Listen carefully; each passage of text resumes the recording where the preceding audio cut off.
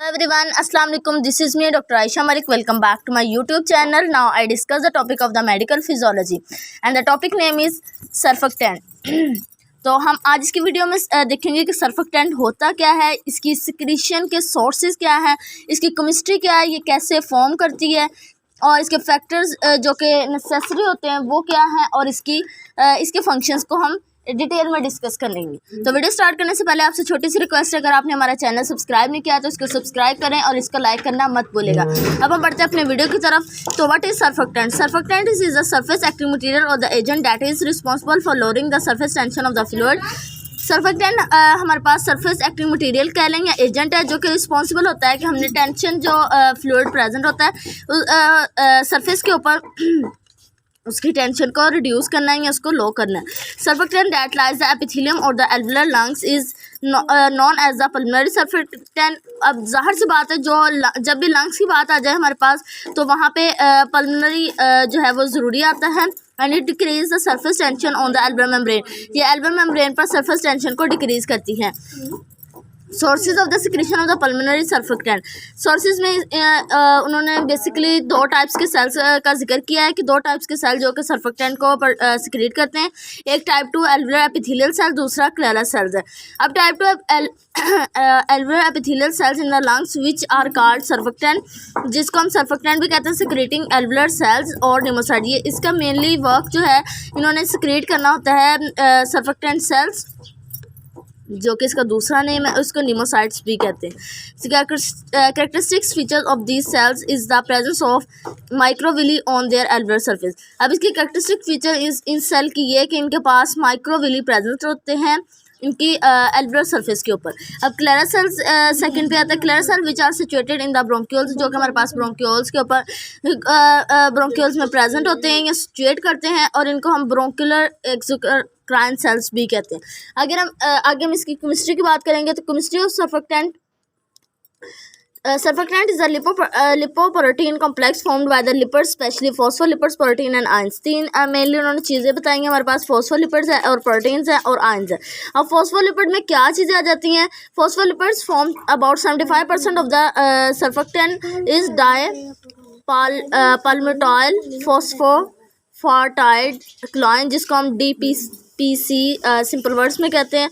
ये मेनली जो है प्रेजेंट होता है फॉस्फोलिपिड्स में। आगे आ जाते हैं other lipids. Other lipids of the substance of the surfactant are triglyceride and phosphatidyl glycerol, जिसको हम PG भी कहते हैं। ये इसके लिपिड्स में आ जाता है। प्रोटीन में आपको सिंपली पता है, protein are the surfactant that calls specific surfactant protein.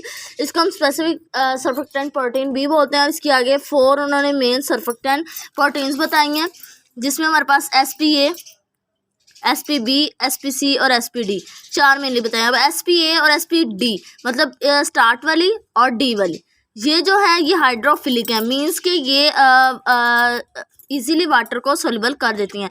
And SPB and SPC are hydrophobic.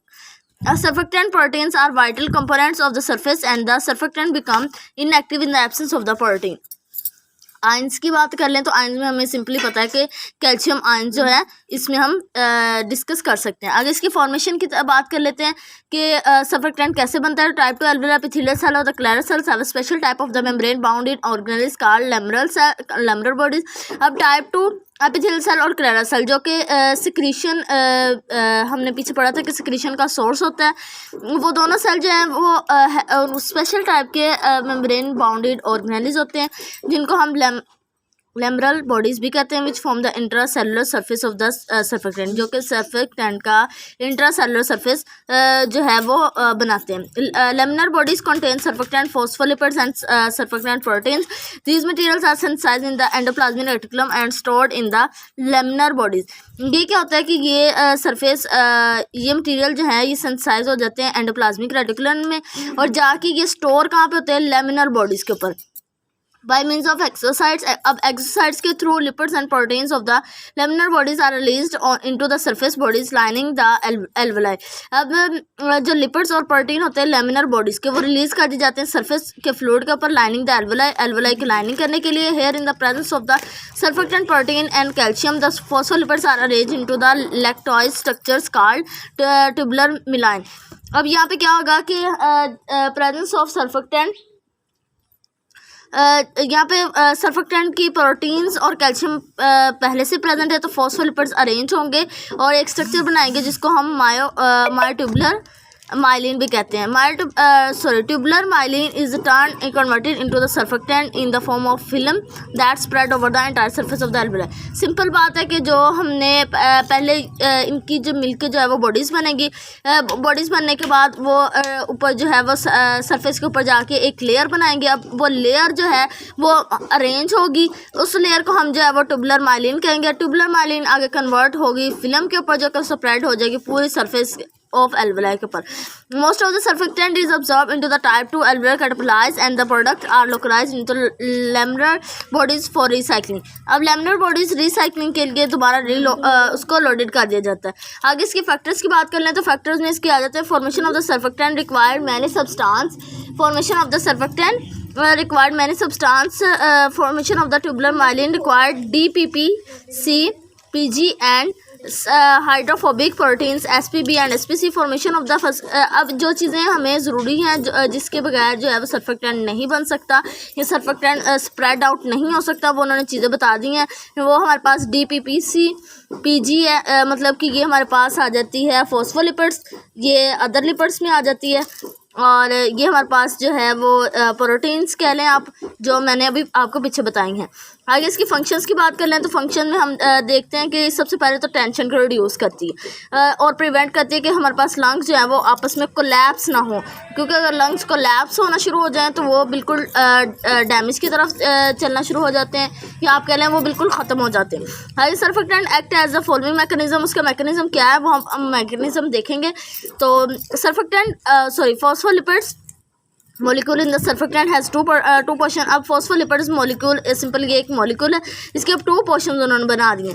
सही है. एक पोर्शन जो है मैं आपको सिंपल वर्ड्स में बता देती हूँ. एक जो है वो हाइड्रोफोबिक है और एक जो है वो हाइड्रोफिलिक है. लेकिन अब जो हाइड्रोफिलिक है वो वाटर में इजीली अब्जॉर्ब हो रहा है डिजॉल्व. लेकिन जो हाइड्रोफोबिक है वो directed toward the alveolar air. वो एल्वुलर एयर की तरफ होगा. वो वाटर में अब्जॉर्ब नहीं होगा या डिजॉल्व नहीं होगा. जिस surface of the phospholipids along with the other portion spread over